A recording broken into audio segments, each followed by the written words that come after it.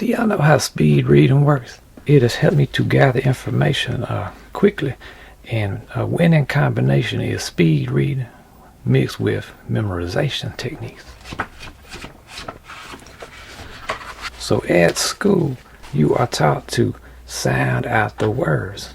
Okay, just point to the word, sound it out.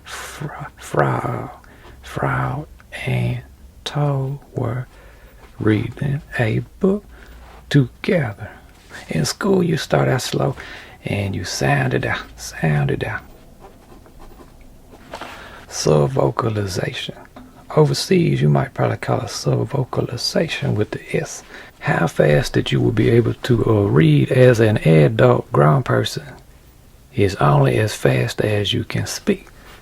And let's just say that you speak average 150 words per minute. Alright. So even though you no longer, as an adult, you no longer pointing at the page and sounding it out. You just, see, I just said that in my head. Subvocalization. You still reading words in your head. That means that the rate at which you read words is limited by how fast you say the words. Alright, if you're a slow talker, you're going to be a slow reader. So what can we do about this?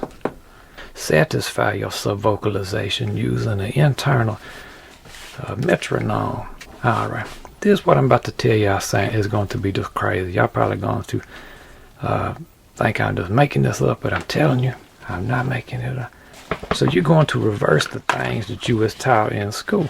So instead of not pointing, you're going to point at it. And instead of saying frog and toad were reading a book together, you're going to repeat mentally in your head 1 2 3 4 1 2 3 4 1 2 3 4 1.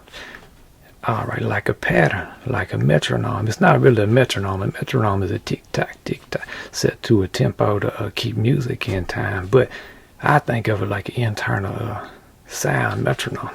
So I'm just going to point at this and think 1 2 3 4 1 2 3 4. And I'm going to pretend like my fingertip is a funnel, bringing them words right into my eyeballs and into my brain.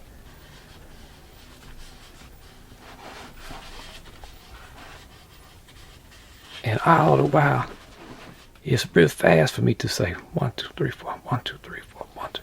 But that subvocalization is satisfied so that my mind is not having to say these words. It's saying really fast numbers. 1 2 3 4. And you get to where the words is just coming into your mind. I know this sounds ridiculous, but it is one of the key principles to speed reading. So that's a couple keys to speed reading. Because when you read, you are so used to saying the words in your mind that when you see words, just saying them instantly. So you say something faster than what them words you can say. You know, 1 2 3 4 1 2 3 4. I can say 1 2 3 4 1 2 faster than I can say satisfy subvocalization. Then I can just, well, sloppy handwriting ain't really the easiest to read, but words on a page, I guarantee you that if you practice the technique of satisfying subvocalization with a loop, and then if you funnel them words in, and it's going to look funny if you're out at the library doing this, people are going to say, you're not reading that fast. And then you do that, and you hand them to this, and you say, quiz me on that what I just read. Probably what you would not anticipate is that your comprehension goes up. That's an up arrow representative. But you got to practice it to make it effective.